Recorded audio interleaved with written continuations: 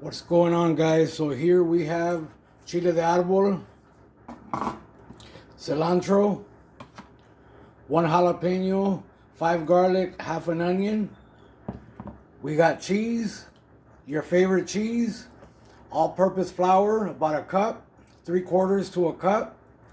We have some homemade chips that I prepared. We got 4 tomatoes, 3 chili New Mexico, and 3 guajillos. And optional, a can of red salsa, not to be confused with enchilada salsa, and about a cup of butter. Okay, guys, so we start by destemming the seeds and removing all the seeds. Clean them out, get all the veins out, all the seeds out. Right here we do it again. Do that to each and every one of them. Some of these will be dry. Don't be afraid to use them. These are indefinite shelf storage, shelf stable. So here now we're ready to reconstitute in hot boiling water. You do not boil these in the water. Try not to overboil them because you will turn them bitter and they'll be no good. They'll be pretty useless.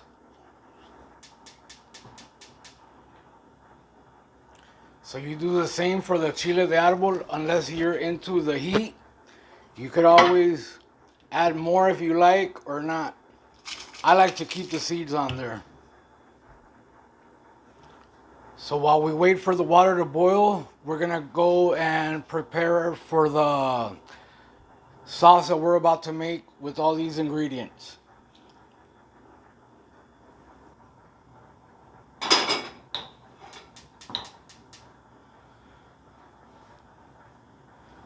So we're gonna start by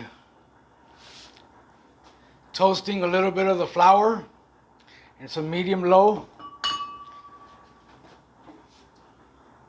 I have some chicken stock over here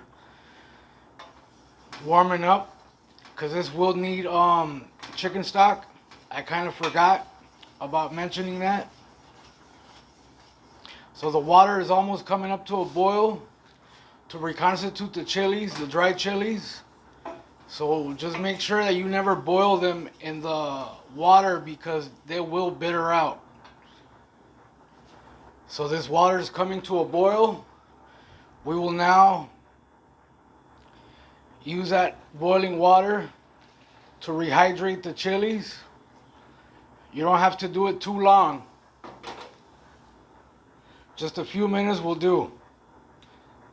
So that we could get this thing ready for the blender. This flour looks a little toasted now. So now we will add the butter, the whole thing, about half a cup. You might need to use a little bit of oil if needed. So just be prepared for that. If it's too gloopy or too thick, you will need to add a little bit of oil. So no oil needed for this, but look at how beautiful it's looking. You want to turn it into a nice little golden brown. Be careful not to scorch.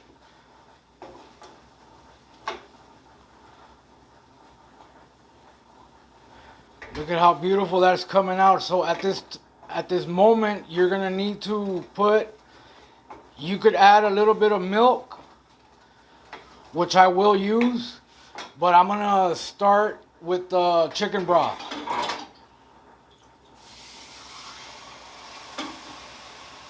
Make sure the chicken broth is super hot, or you're gonna have clumps.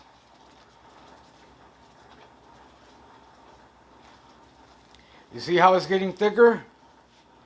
This is the consistency you need. We're gonna add a little bit more.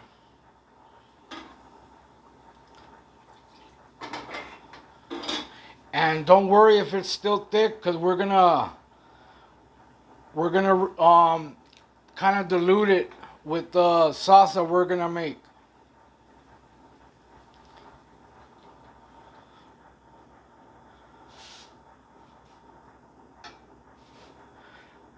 So I had to chop up the cheese to make them a little bit manageable. At this point, if you'd like, you could add a little bit more chicken stock.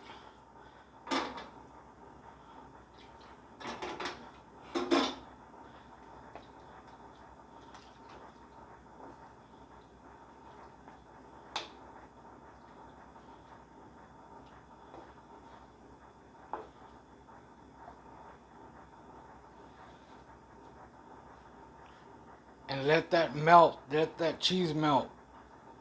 So at this point, you're ready to do the whole jalapeno. You could chop this up if you want. Let's give it a little helping hand. Give it half of that. You add the 5 garlic cloves and half a onion. White, yellow, any onion is okay. You add a few sprigs of cilantro. For those people that hate cilantro, be more than welcome to omit any of these ingredients at any time. So then you add the tomatoes.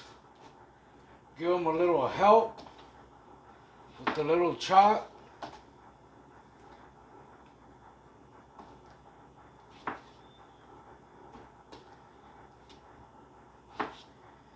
So you want to give this blender a nice little helping hand as well with some of the red salsa. Please do not use enchilada salsa. This is red salsa. Any brand of your choice is okay with this.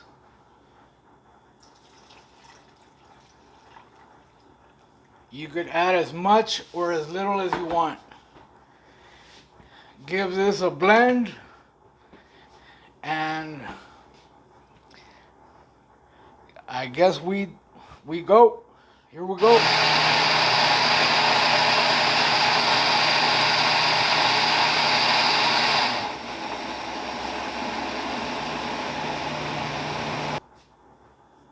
And that's it. Just a few seconds.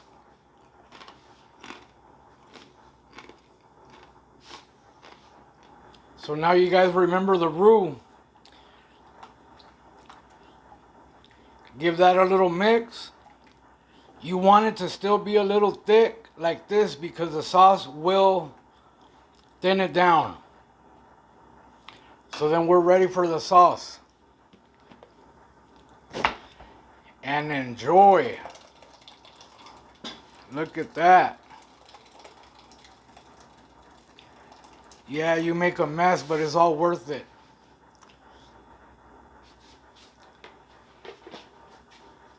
If you guys could only give this a smell and a taste.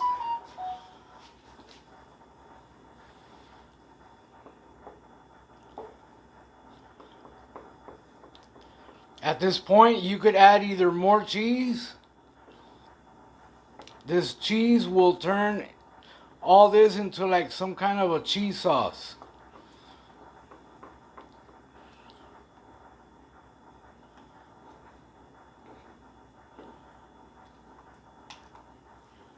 Okay, you guys, so making sure that nothing sticks to the bottom. All that liquid that we put in there will really help this thing not to stick, but you got to be careful with this because we need to melt all that cheese.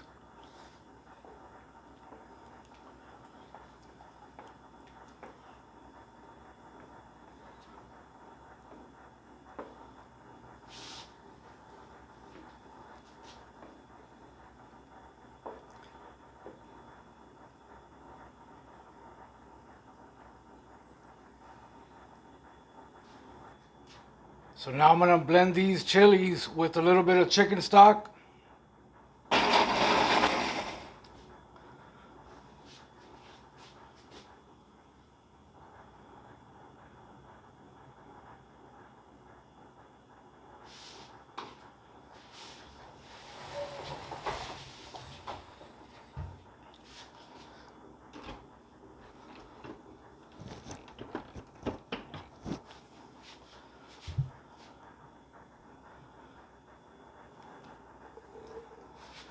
So now we add the red chili sauce.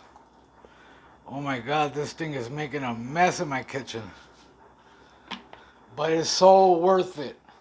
Believe me. And look at how red this thing turns.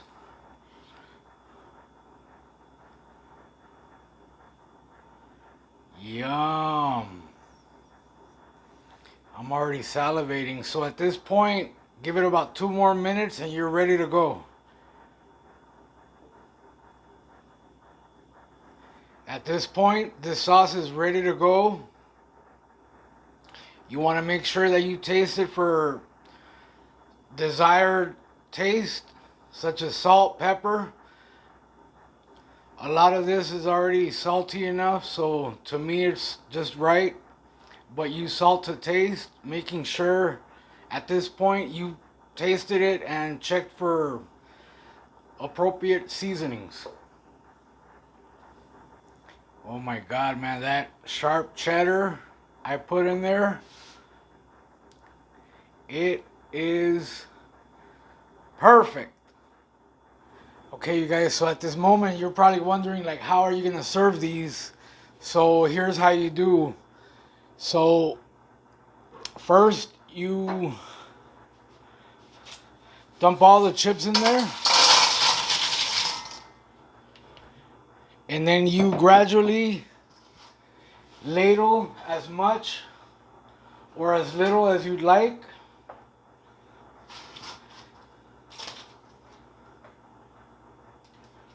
Do it like this. Add a few of these. Give these a toss. Add more if you'd like.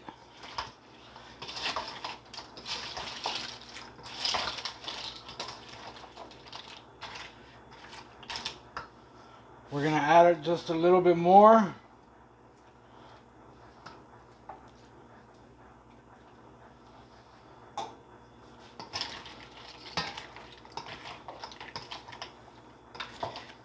And the best part about this recipe is that they're not ever gonna be soggy like the traditional ones. This is the best recipe to retain all the crispness from the chips. And if you don't try this, oh my God, you're gonna miss out.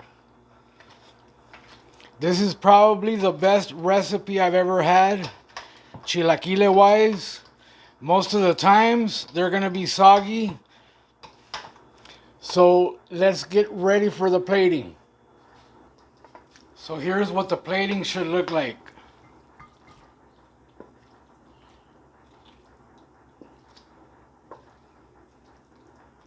You want to spread those out a little bit.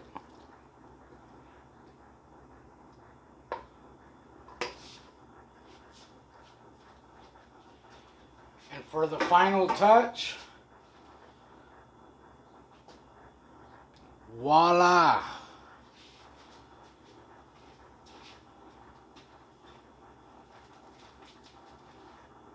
Throw a little cilantro garnish.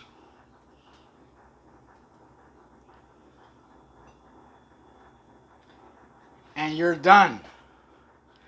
Wall Twins, Todd Tobin, Blackstone, huge shout out to you guys. Love you guys.